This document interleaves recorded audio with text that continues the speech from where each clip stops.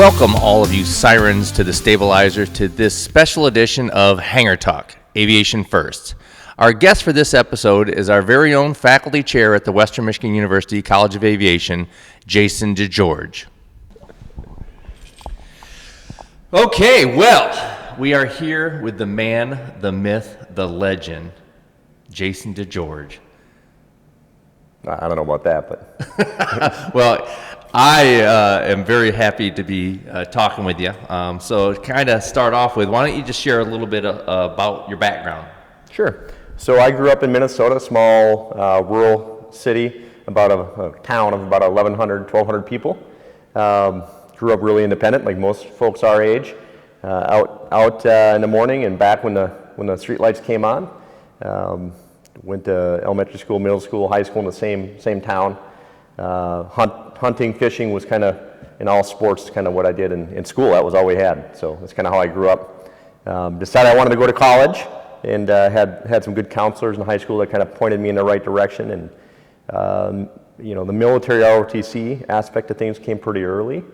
As I was looking at college as a way to pay for college, coming from a small farming community, and being that first generation of college student, I was trying to figure out a way of how to offset the cost. So attended college at Minnesota State in Mankato.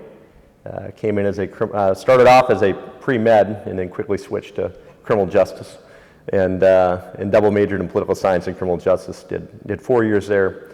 Really what kept me going at that point and structured was ROTC. So I did that all 4 years, earned a scholarship, and that last year in college, while at Minnesota State, I really started taking a different look at things. I went to jump school, jumped out of airplanes. It was the first time ever on an airplane in my life, was actually on my way to Fort Benning, Georgia to jump out of them. My second flight in an airplane was with a parachute, which was pretty interesting. So I had a different, pretty interesting route into aviation. Came back for my senior year, and as I was talking to some of my mentors, one of my mentors was an infantryman, paratrooper.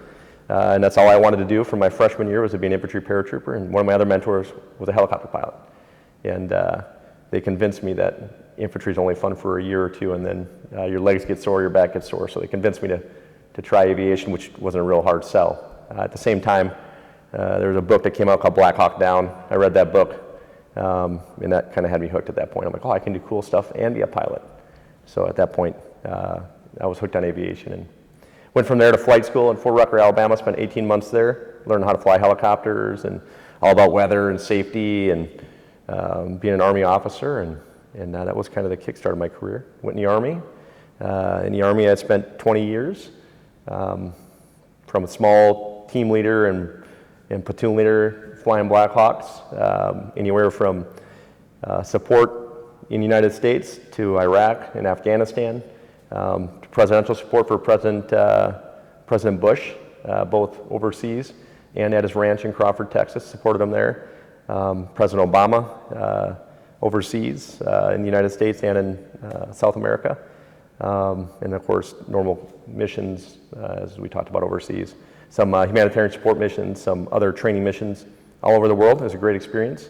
And then, luckily enough, I found myself able to transition up to Michigan State, where I was a professor of military science and then department chair for ROTC at Michigan State for 4 years. And as I was looking at retirement, we liked the Michigan area and ended up applying down here at Western Michigan, and received the job to come down here and be the chair down here. So kind of a long way to get through my biographical data, I guess. So. Oh, that's fine. And that's fantastic. And so I'm just thinking to myself, wow, you must have read the Dr. Seuss book, Oh, the Places You'll Go. Because what a story. I mean, in 3 minutes, I mean, you went all over the world, and all because of making a choice, one, to go to college and then pursue aviation. Absolutely. I think that first step was, hey, I want something more, right? I looked around where I grew up, and it was great. I had a great experience. But I was also looking for something more. I wanted to do something else. And a lot of that was driven by my peers that were also looking at the same things. How can we continue to educate ourselves? How can we continue to get better? And of course, influence from my family too, to go do something more and try to keep climbing. And that's how college was that first step for me. Well, that's fantastic. So, you're a first generation student, first of your family to go into college. What was that like? I mean, how did you feel? What kind of pressure or pride did that elicit in you? Well, in the moment, I didn't even think about it. I was just kind of in the moment of being a college student and everything that comes along with that, good and bad. But afterwards, as I skipped my walk as a first generation college student, I did not go walk and get a commencement, which I regret to this day still. So in the moment, I didn't really think about it. And then after the fact, I took a step back and said, wow, I mean, that's hundreds of years of no one in my family from generation to generation had graduated from a four-year college, and I was the first one. So I'm very proud of it now. And like I said, I kind of look back and say, I wish I would have walked and given my parents the opportunity to see that, and my grandparents. But then when I did get my master's degree, I made sure I walked and gave an opportunity for folks to see that and celebrate it with me. So proud of it, very proud of it. Were your parents and grandparents around for when you walked for the Masters? They were not, but they did see videos of it. At the same time that I did do my undergrad commencement, I didn't walk for the commencement, but the next day was my pinning ceremony for the Army. So they were in town. I just found other things to do during commencement. Oh, the decisions that we make at 21, 22, and 23 Absolutely. years of age. So you kind of, this aviation thing, and now you lead the faculty here at the College of Aviation. Is that just happenstance? I mean, you kind of mentioned a little bit in the biographical piece, but what is it like to lead a group of aviation faculty members?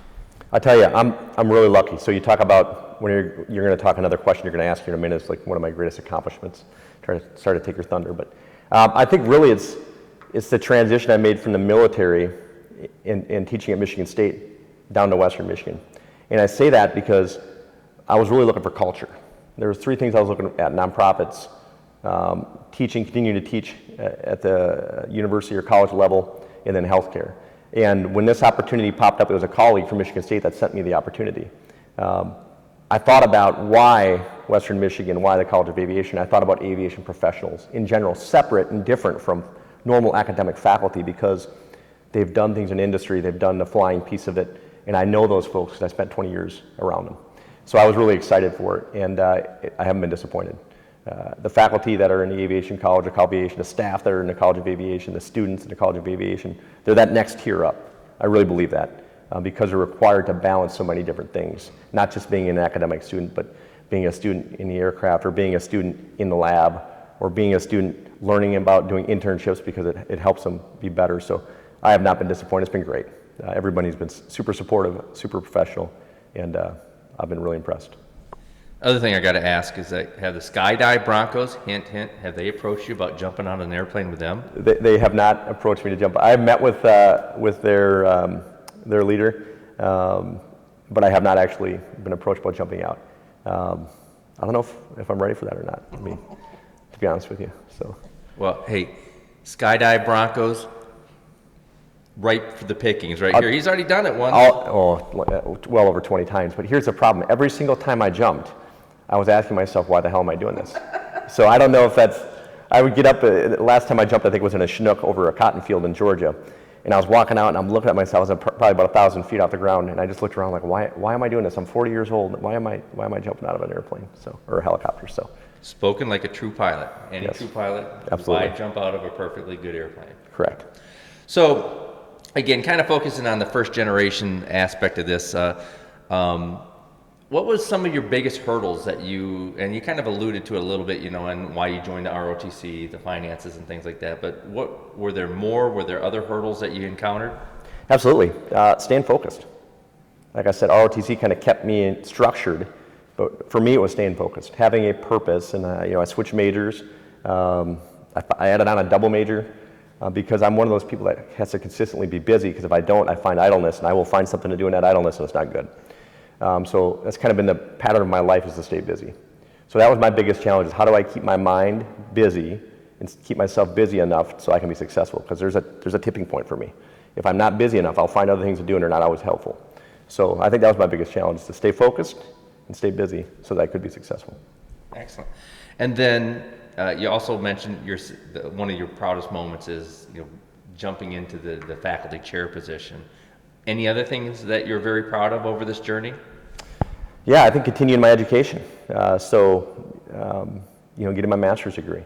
Not only was it the first generation, undergraduate degree, but then I got a master's degree. And a master's certificate on top of that, and just continuing that education, how important that is as you go through life. Not everybody has to go to college. I understand that, but just understanding that life, you only have one life, and continuing to educate yourself, continue to make yourself better, continue to make everyone else around you better. I think that's the real key to everything. So. Yeah, I think that's, sometimes in the conversations that we're having about first generation and about higher education, it's not just about college. It is about the fact that the world that we live in does require post-secondary training for the most part. Yep. Whether it's getting the skill sets to do whatever it is that you want to do or get a college degree, the love of learning is pivotal in the success of our society. If you're not learning, you're standing still. I really believe that. If you're not learning, for every interaction you have with someone, from every time you walk into a building, and to every time something fails, every failure you have, if you're not learning from it, then you're standing still. And we should always be moving forward. That's right. Continuous improvement model. So, well, again, Jason, thank you very much for joining us. Absolutely. It's truly a pleasure to have you here at the College of Aviation. I look forward to the growth that we have here professionally and as a success of this program. So thanks again for joining us. Absolutely. Thanks, Tom.